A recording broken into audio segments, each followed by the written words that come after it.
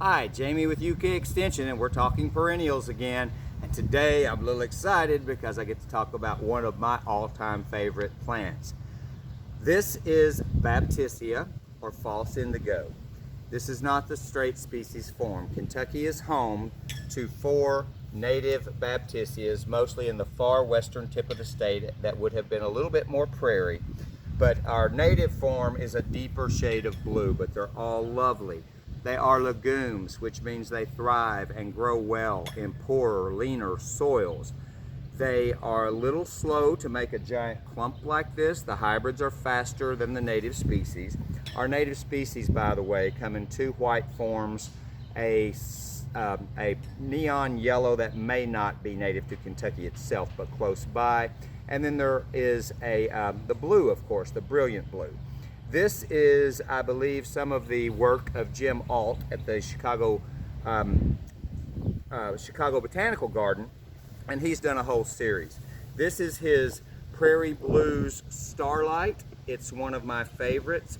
Not only are Baptisias well adapted to difficult situations and drought and things once established, they are also incredibly good cut flowers. So a stem like this, I should have pruners, I don't, but a stem like this is lovely in a vase for days. I would have cut it a little longer, but they are excellent cuts. There's also now dozens of these hybrid new colors on the market.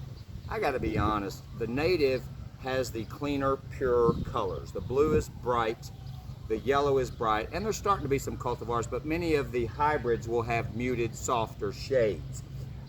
This behind me is another favorite of mine. This is Prairie Blues Solar Flare. It gets taller, and because it is derived from the white species, the alba, that naturally gets 5-6 feet tall and has much longer buds. So these buds will be tapering. I love that as this one flat blooms out, these stems often get a slight crook to them. All the rage for floral stuff, especially if you're doing minimalist like Ikebana type stuff. This is a wonderful one. There's lots of others in the market. They need a big space. Much like a peony, many of these will occupy a 4x4 space when they're fully grown. So leave them room, let them do their thing. They also have interesting seed pods.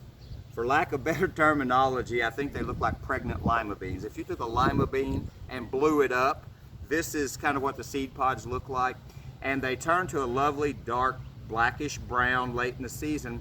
And we don't think about plants making sounds in the garden, but when there's a slight breeze, it's certainly breezy today, and I hope you can hear okay, but when there's a slight breeze in the fall, those little things will actually make a rattle, and that rattle, if you pay close attention, the rattle of these pods against some swish of the ornamental grasses in the breeze, you've got a whole symphony in your backyard that nature provides for you if you slow down, take a deep breath, and listen.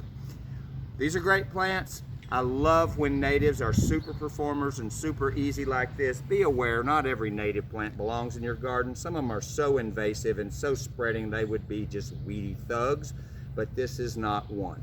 I should tell you, certain Baptisias get huge, 6 to 7 feet across.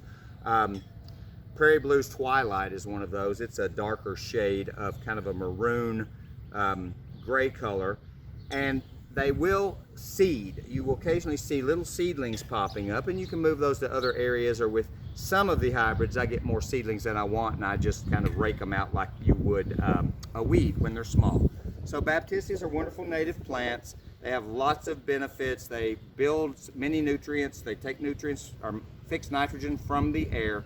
Look into Baptisias. If you've got a big garden spot, full sun, or poor soil, this is a great choice.